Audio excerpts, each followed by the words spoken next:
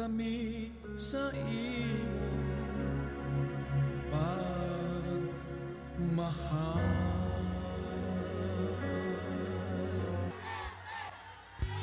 And now, the moment of truth that we have all been waiting for! Andam na ba mong makita o madunggan siya sa personal? Are you all ready? Isang sigaw! Duterte! Bring him home! Di na nato panugayon pa. Ato nang tawagon ang usa sa mga gwapong anak ni Tatay Digong, one of the young great leaders of the country. Let's all welcome Davao City Mayor Sebastian Buase Duterte!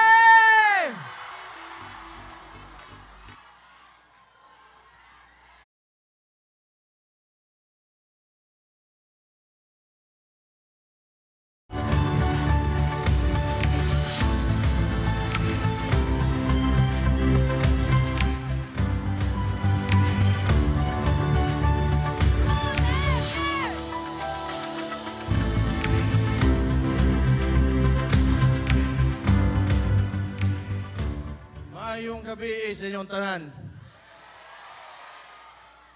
Lipay ko makakita sa mga gwapo o gwapa diri sa North Cotabato. Kumusta man mo? Unsa may gusto ninyo? Ayan o sa ang ilang gibuhat kang Rudy Duterte, mudawat mo. Di kita mo sugot, anak. Okay ba mo, ganing nahitabo karon sa mua, sa mong pamilya, personal, sakit kaayos, tinuod lang. Kay amahan ko manggod to. Unya ingon ana ang ilahang treatment, medyo di po ko makadawat. Kinaaman tay korte dire sa Pilipinas. Unya Pilipino man siya. Ug naamang gyud sa isa, dapat niya sa dire muatubang siya mga sa kung naaman. Pero sugkad tong nahitabo ni tanan ug nakit-an tamo gikan diri sa akong kilid kamo hanto dito sa likod. Naamo sa mong likod pirme, di gyud may moondang tungod sa inyong suporta mga taga North Cotabato.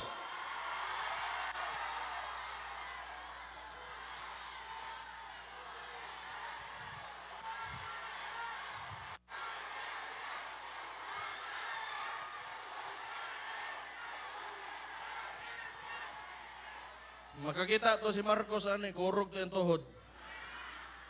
Kadiyot lang ha, kay gusto ko magpasalamat sa kuan. Nag-imbita na ako dire. Kay ako gusto po ko makakita gyud ninyo unya personal nga makapasalamat ninyo. Kay kita ko sa kamo gyud nangasuko gyud mo. Sa gibuhat kang Rudy. Pero bago ko magpadayon para walay basig naman ko'y magluod, ako masahon tanan para wa ko'y malimtan.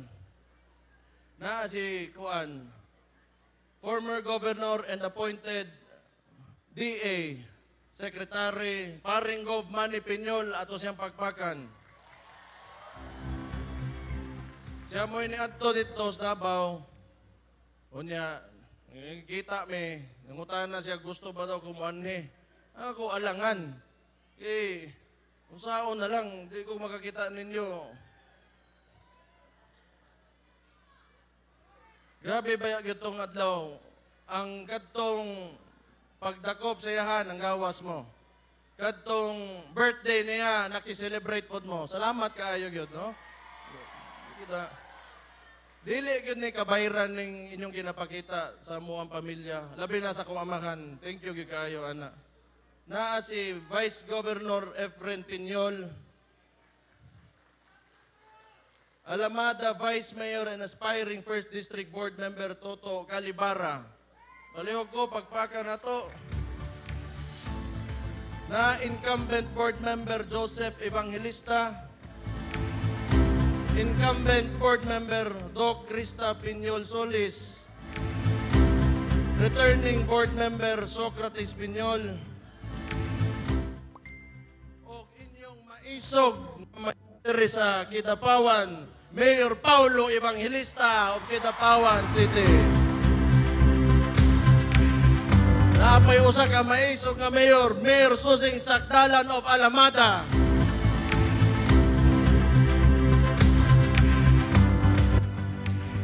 Tinuod lang ako sa kadaghan manggon. Sukad last year nga giinita nila akong igsuon. Pipila ra gyud ka mga tawo nga nasa posisyon ang nabilin sa mua.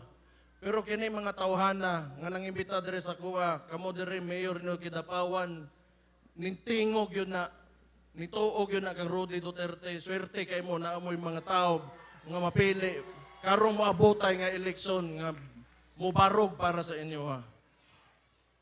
Ingani man gud na siya. Ug kabantay mo kani adto. Last year pa lang, wa pay usa ka tuig mo pay pag usa ka tuig ni Bongbong Marcos. Ang unang gibuhat sa Congress nagpadagan og papel na People's Initiative. Dito nimo mahibaw-an nga kaning anak si Junior, si BBM gusto mo sundog og diktadorya nga rehimen nga pareho sa iyang papa kani adto. Anto senior nga nagtungtong sa gobyerno, di gusto mo agig eleksyon. 27 ka tuig nga nilabay diri sa ato ang nasod. Musugot ba mo ingon ana? Kani demokrasya ni. Walay pilion diri. Tanan ay oportunidad kung kinsa gusto manerbisyo sa mga tao, mutungtong og gobyerno, kay nanglan mo agi kag eleksyon magpapili ka. Dito nako nakita nga naatay problema sa padagan o sa pamatasan sa administrasyon nga naata karon. Tanawa ni sila. Sa kahadlok nila, sa akong igsoon, gisugdan nilag daot. Manudlo sila confidential funds, 125 million, nisulti man ako igsoon. Atubangon ko na, atubagon ko na. Kung impeach ko ninyo, mo atubang siya dito. Pero kabalo mo sa yun hadlock sila nga karon 2028 Mindanao na po ang mahimong presidente sa Pilipinas. Pero sugdan nilag daot. Di sige, mo may kaso, politika man na. O di mo man na inyong gusto. Pero kamo, kita mga taga Mindanao, kamo mga taga North Cotabato, motoo ba mo kanin tawhan ang nagtungtong nga presidente karon? Unya karon manudlo mo? Pila? 125 million nga wa may kasong atubangon. Unya karon bilyon-bilyon naa sa korte, nasa judiciary karon. Di ninyo matubag. Mga ugok.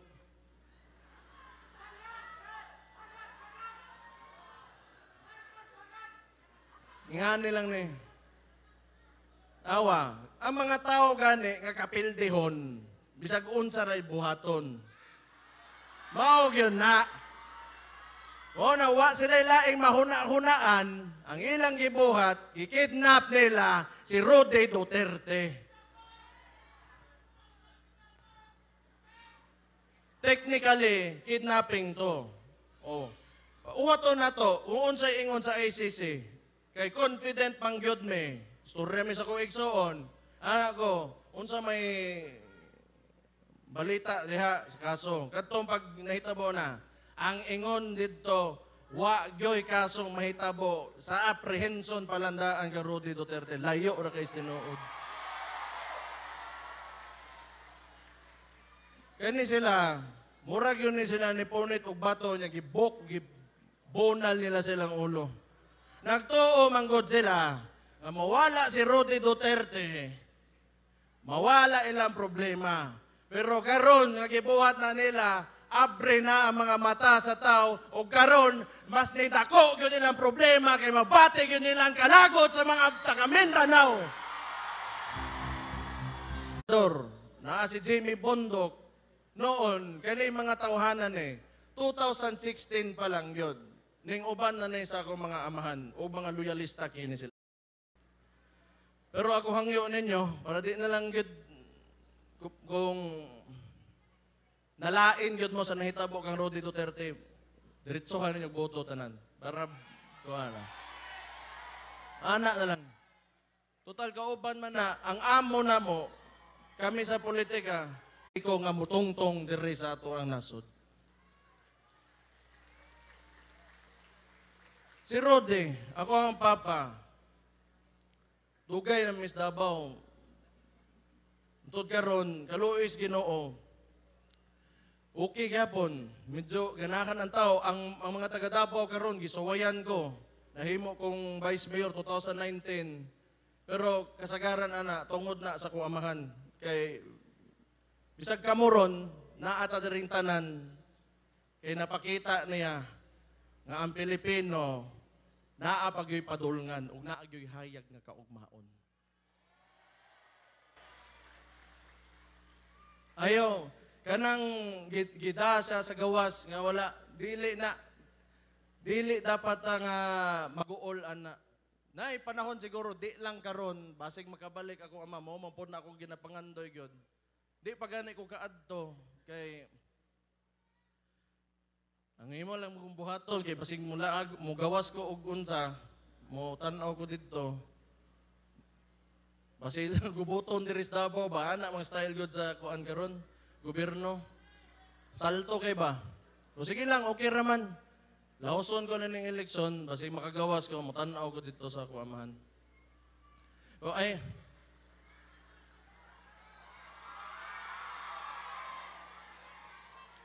sumbong tamo sa inyong asawa.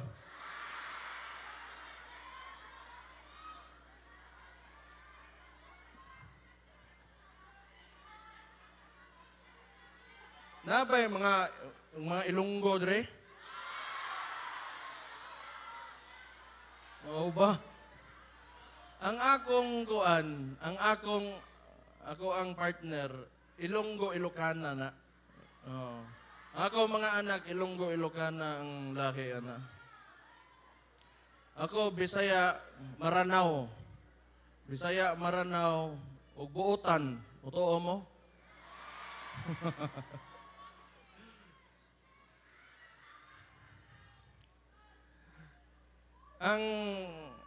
ang importante, ang nindot kaayo karon kay bahaw ta karon. Ang ilang gibuhat man gud gimaniobra nila ang kwarta sa gobyerno. So mao na nabawasan nimo PhilHealth, nabawasan nimo edukasyon, nabawasan nimo dito ana tanan. Karon gibutang na nila tanan og ayuda. Kaning Congress, daghag mga congressman pod sa lain-laing lugar sa Pilipinas nga gibutang nila nga mo'y padaganon nila sa lokal. Ang uban himuon nilang mayor para magunita nila ang kada syudad ug munisipyo diri sa Pilipinas. So mao na ang pamaagi nila karon kanang gimaniobra nilang kwarta tungtungan sa ilang mga politiko ug nila aron mo'y gamito nila kanang ayuda para usbon ang hunahuna sa mga Pilipino. Tan-aw ninyo kini sila. Tan-aw ba nila, mausab nila ang una-una sa Pilipino, pinaagi lang sa ayuda? Nakaminos ragyog kayo ni sila, gyud. Kaminos ragyog kayo ni sila. Ang among ginabuhat, anak, kaniadto, ang ako amahan, nahuman ang pinakaunang termino niya, mayor diri sa Davao. Ang gipuli, vice-mayor. Karon, di-admit niya, ang sabot, mabalik ako amakan, puli na po sila. Niya di naman gusto mo naog. So nahimong admin ni karong unsa. Admin ning vice mayor niya kaniadto. Pag abot og eleksyon, ang giingon lang gyud sa kong ni Rodi, sa kong papa. Waan ninyong kwarta, pero botoha ang kinsay na sa kasing-kasing ninyo. Ingano man pod, kana manggod, buwis na. So kitaan tanan nga nagapanarbaho, mupalit og bisag unsa goods and commodities di as mga tindakan na ay resibo, nagabayad tag buwis. Unya karon para to embody our hopes and aspirations not only for ourselves but for the future. Moabot yun ang nga kuan. Basta dungan lang ta perme, salig lang ta sa ingon ana nga panguna-una. Moabot gyud ta diha.